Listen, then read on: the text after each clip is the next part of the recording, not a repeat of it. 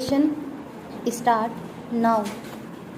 While dealing with a claim petition in terms of Section 166 of the Motor Vehicle Act 1988, a tribunal stricto sensu is not bound by the pleadings of the parties, its function being to determine the amount of fair compensation in the event an accident has taken place by reason of negligence of that driver of a motor vehicle.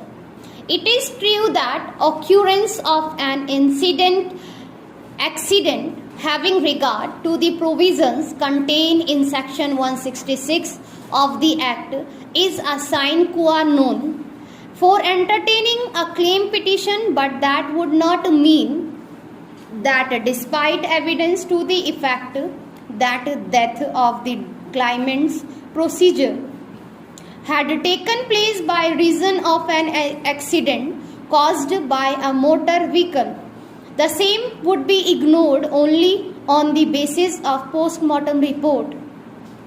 The deceased was a constable that took place near a police station.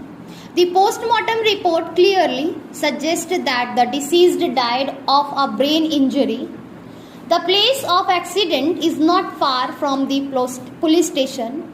It is therefore difficult to believe the story of the driver of the bus that he slept in the bus and in the morning found a dead body wrapped in a blanket.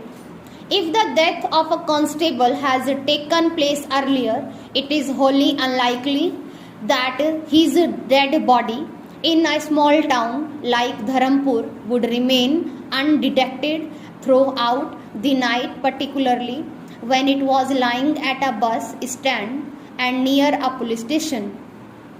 The learned tribunal, in our opinion, has rightly proceeded on the basis that apparently there was absolutely no reason to falsely implicable the respondent number 2 and 3 claimant was not at the place of occurrence. She, therefore, might not be aware of the details as to how the accident took place, but the fact that the first information report had been lodged in relation to an accident could not have been ignored.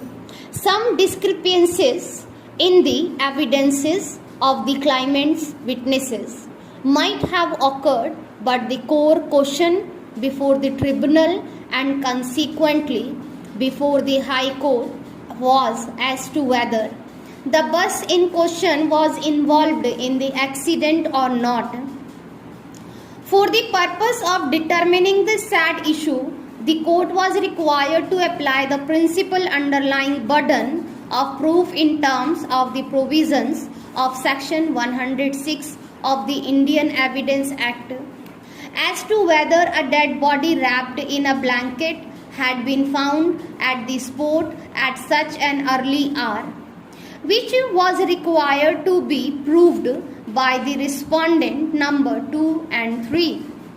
In a situation of this nature, the tribunal has rightly taken a holistic view of the matter.